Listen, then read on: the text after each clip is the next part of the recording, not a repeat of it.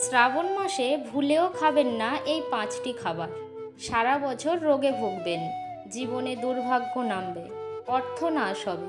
আমরা প্রত্যেকেই জানি যে শ্রাবণ মাসটি হচ্ছে দেবাদিদেব মহাদেবের মাস। দেবাদিদেব মহাদেবের ভক্তগণ সারা বছর অপেক্ষা করে থাকেন শ্রাবণ মাসের জন্য। এই মাসটির প্রত্যেকটি দিনই অত্যন্ত ফলপ্রদায়ী। এই মাসে মন্দিরে ভিড় জমান ভক্তরা। মনে বিশ্বাস থাকে যে এই মাসে দেবাদিদেব মহাদেব তার ভক্তদের ডাকে সাড়া না দিয়ে পারেন না। নমস্কার বন্ধুরা, অমৃতবাণী চ্যানেলে আপনাদেরকে স্বাগত জানিয়ে শুরু করছি আজকের ভিডিও।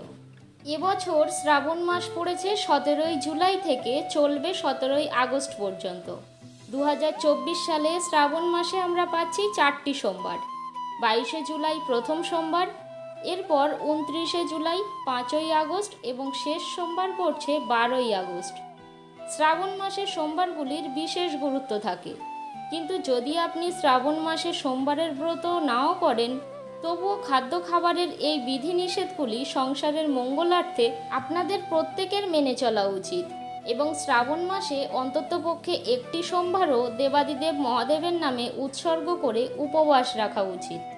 বন্ধুরা, আলোচনা শুরু করার আগে আপনাদের কাছে ছোট্ট একটাই অনুরোধ, আপনি যদি এখনও পর্যন্ত চ্যানেলটিকে সাবস্ক্রাইব করে না থাকেন তাহলে সাবস্ক্রাইব করে নেবেন আর পাশের বেল আইকনটি অবশ্যই অল করে নেবেন। দেবাদিদেব মহাদেবের আশীর্বাদ এবং কৃপা লাভের জন্য সবাই কমেন্ট বক্সে অবশ্যই লিখবেন হর হর মহাদেব। শ্রাবণ মাস হচ্ছে দেবাদিদেব মহাদেবের অত্যন্ত প্রিয় একটি মাস। শিব মন্দির তো বটেই, বাড়িতে বাড়িতেও শিবের উপাসনা করা হয়। সাধারণত গঙ্গা জল ও দুধ দিয়ে রুদ্রাভিষেক করিয়ে শিব ঠাকুরের পূজা করা হয়, আর এটাই সবচেয়ে শ্রেষ্ঠ উপায় বলে মনে করা হয়। শ্রাবণ মাস কেন এত গুরুত্বপূর্ণ অনেকেই জানেন না। পৌরাণিক কাহিনী অনুযায়ী শ্রাবণ মাসে সমুদ্র মন্থনের ঘটনা ঘটেছিল। সমুদ্রে উত্থিত হলাহল বীজ থেকে গোটা ধরিত্রীকে রক্ষা করার জন্য স্বয়ং মহাদেব নিজ কণ্ঠে ধারণ করেছিলেন। বিষের প্রভাবে মহাদেবের কণ্ঠ নীল হয়ে গিয়েছিল। এই কারণেই মহাদেবের অপর নাম নীলকণ্ঠ। বিষের তীব্রতা হ্রাস করার জন্য স্বর্গের দেবতারা মহাদেবের মাথায় গঙ্গার জল ঢালতে থাকেন, আর এই কারণে শ্রাবণ মাসে শিবের মাথায় গঙ্গা জল প্রদান করা হয়। ভগবান শিবের প্রিয় মাস শ্রাবণ মাসে আমিষ খাবার বর্জন করা উচিত। উত্তর ও দক্ষিণ ভারতের সম্পূর্ণ শ্রাবণ মাসে মাছ, মাংস, ডিম তো দূরের কথা, পেঁয়াজ রসুন অবধি ঘরে আসে না। কিন্তু বাঙালিরা যেহেতু ভোজন রসিক এবং আমিষ খাবারে অভ্যস্ত, তাই বাঙালিদের পক্ষে একটু কষ্টকর হলেও এই শ্রাবণ মাসে নিরামিষ খাবারই গ্রহণ করার চেষ্টা করুন। কারণ দেবাদিদেব মহাদেব হচ্ছেন পশুপতিনাথ, তিনি সমগ্র জীবজগতের রক্ষাকর্তা। তাই এই মাসে আমিষ খাবার গ্রহণ করে শিব ঠাকুরের পূজা করলে কোনো ফল পাবেন না। তবে সম্পূর্ণ মাস নিরামিষ জাতীয় খাবার গ্রহণে অসুবিধা থাকলে আপনি কেবলমাত্র 4টি সোমবার নিরামিষ খাবার খেতে পারেন। শ্রাবণ মাসে আমিষ জাতীয় খাবার খেলে হজমেও বাধা তৈরি হয় এবং এর ফলে পেটে নানা রকম রোগও তৈরি হয়। তাই শ্রাবণ মাসে নিরামিষ খাবার গ্রহণ করুন। এর ফলে শুধু পূর্ণ অর্জনই হবে না, আপনার শরীর স্বাস্থ্য উভয়ই ভালো থাকবে।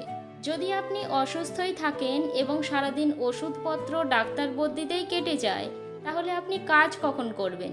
তাহলে আপনি ভালো কখন ভাববেন এবং শিব আরাধনাই বা কখন করবেন?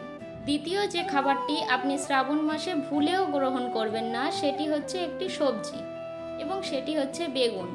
বন্ধুরা, শ্রাবণ মাসে বেগুন খেলে মহাপাপ হয় এবং শরীরে নানা রকম রোগ সৃষ্টি হয়। তাই শ্রাবণ মাসে বেগুন বা বেগুন থেকে তৈরি কোনো খাবার খাবেন না। বেগুন একটি নিরামিষ সবজি হলেও বেগুনে এমন কিছু জিনিস এই শ্রাবণ মাসে পাওয়া যায় যা শরীরের পক্ষে হিতকর নয়, এবং শ্রাবণ মাসে বেগুন খেলে পেটে নানা রকম সমস্যা দেখা দেয় এবং সেটা সারা বছর স্বাদ ছাড়ে না। তাই বন্ধুরা, শ্রাবণ মাসে বেগুন বর্জন করবেন। তৃতীয় যে সবজিটি শ্রাবণ মাসে ভুলেও গ্রহণ করবেন না, সেটি হচ্ছে লাল শাক বা যে কোনো প্রকারের শাক জাতীয় খাবার। শ্রাবণ মাস অর্থাৎ বর্ষাকাল, আর এই সময় শাক জাতীয় জিনিসে নানান রকম পোকা তৈরি হয়। পোকা থেকে বাঁচার জন্য তাতে নানা রকম কীটনাশক দেওয়া হয় এবং শ্রাবণ মাসে শাক জাতীয় খাবার গ্রহণ করলে হজমে বিপাক সৃষ্টি হয়। চতুর্থ যে খাবারটি আপনি খাবেন না, সেটি হচ্ছে কাঁচা দুধ।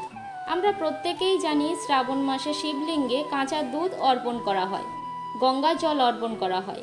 কাঁচা দুধ আপনারা ভুল করেও শ্রাবণ মাসে গ্রহণ করবেন না। কাঁচা দুধ এই সময় এক প্রকার ব্যাকটেরিয়া পাওয়া যায়, যেটি শরীরের পক্ষে ক্ষতিকর। তাই কাঁচা দুধ ভুলেও সেবন করবেন না শ্রাবণ মাসে। শিবলিঙ্গে অর্পণ করা হলেও সেটা শিবলিঙ্গের জন্য ফলপ্রদায়ী, আপনার মনস্কামনা পূরণের জন্য ফলপ্রদায়ী, কিন্তু সেটি যদি আপনি গ্রহণ করেন তাহলে সেটা আপনার স্বাস্থ্যের জন্য ভালো হবে না। তাই বন্ধুরা, যদি শ্রাবণ মাসে দুধ গ্রহণ করতে হয় সেটি খুব ভালোভাবে ফুটিয়ে জাল দিয়ে তারপরেই গ্রহণ করবেন। শ্রাবণ মাসে ভুলেও কাঁচা দুধ গ্রহণ করবেন না, এতে পেটে নানান রকম রোগ দেখা দিতে পারে। শ্রাবণ মাসে অত্যাধিক তেল মশলাযুক্ত খাবার, অত্যাধিক আঁচে পাকানো খাবার, বাইরের খাবার, পেঁয়াজ রসুন দেওয়া কোনো খাবার গ্রহণ করবেন না। শ্রাবণ মাসে ভোর সাত্ত্বিক আহার গ্রহণ করবেন, নিরামিষ আহার গ্রহণ করবেন, কম তেল মশলাযুক্ত খাবার গ্রহণ করবেন, যতটা সম্ভব বর্জন করবেন পোড়া জাতীয় খাবার। এবং শ্রাবণ মাসে ফলমূল আপনারা গ্রহণ করতে পারেন। এবছর শ্রাবণ মাসে পড়েছে 4টি সোমবার: 6ই শ্রাবণ, 13ই শ্রাবণ, 20 শ্রাবণ এবং 27শে শ্রাবণ।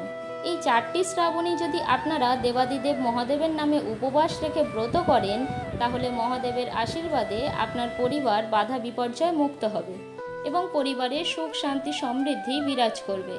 আপনার সকল মনস্কামনা পূর্ণ হবে। বন্ধুরা, শ্রাবণ মাসে যে 4টি সোমবার সেগুলি পালন করলে পঞ্চ রবিশস্য আপনারা বর্জন করবেন। পঞ্চ রবিশস্য বাদ দিয়ে আপনারা এই দিন সাবু জাতীয় জিনিস গ্রহণ করতে পারেন বা শ্যামা চালের তৈরি কোনো খাবার গ্রহণ করতে পারেন। তবে রুটি খাবেন না এবং ভাত জাতীয় কোনো জিনিস খাবেন না। তবে এটা শুধু তাদের জন্য প্রযোজ্য যারা ব্রত উপবাস পালন করছেন। আজকের পর্বটি আমি এখানেই শেষ করছি। আশা করছি আজকের ভিডিওটি আপনাদের ভালো লাগলো এবং একটু হলেও উপকারে লাগলো। ভিডিওটি ভালো লাগলে অবশ্যই কিন্তু লাইক, কমেন্ট আর শেয়ার করতে ভুলবেন না।